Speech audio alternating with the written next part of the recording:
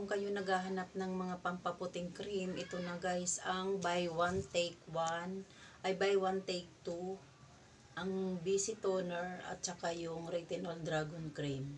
Ito yun siya guys, buy one take two.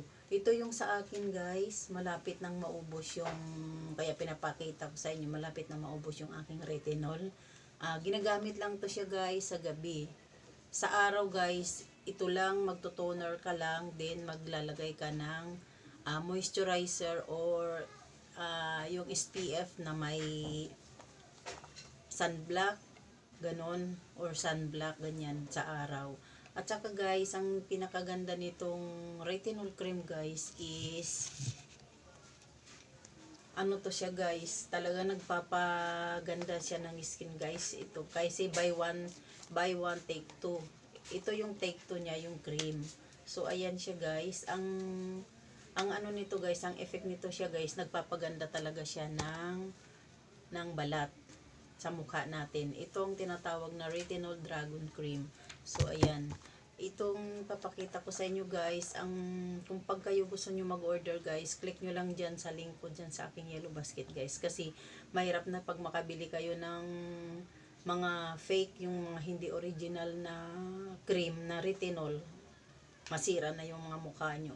Ang original guys, ayan o, ayan ang original na retinol cream.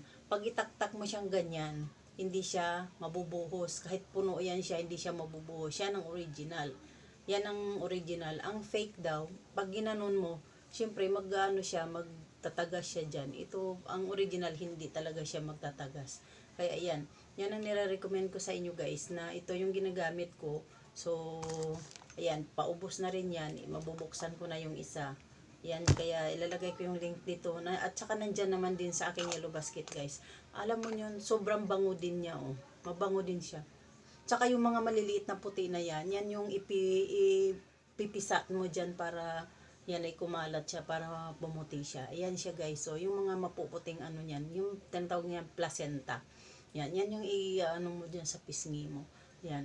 Mabango siya guys. Kaya mag-order na naman nga ako nito bago maubos siya. Ayan siya. Buy one, take two. Ito yung pang take two, yung retinol cream.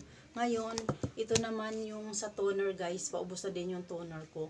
Ang original nito guys is, pag inalog mo siyang ganon, hindi siya bubula. So, ibig sabihin yan ang original. Kaya siya bumubula. Kaya pag kayo bumili, tingnan nyo yung kalidad ng toner, ng vitamin C na toner, bago kayo bumili. Kasi ang iba nito is hindi talaga siya bumubula. Malinaw lang siya. Pero ang original, pag i-shake mong ganon, talagang magbabubble siya. Ayan. Nagano siya. Kaya andyan to sa aking yellow basket guys. Kaya inire-recommend ko sa inyo dahil nasubukan ko na din siya. Buy one, take two. Ang take two ito, yung Retinol Dragon Cream. So ayan yung vitamin Z toner. Ayan. Mayroon din ito kulay pink doon siya. Ganon din ang ano niya, toner din siya. Pero hindi ko pa nasubukan. Bas ito lang yung lagi kong nasusubukan. So andyan yung link dito sa akin yellow basket guys. Salamat.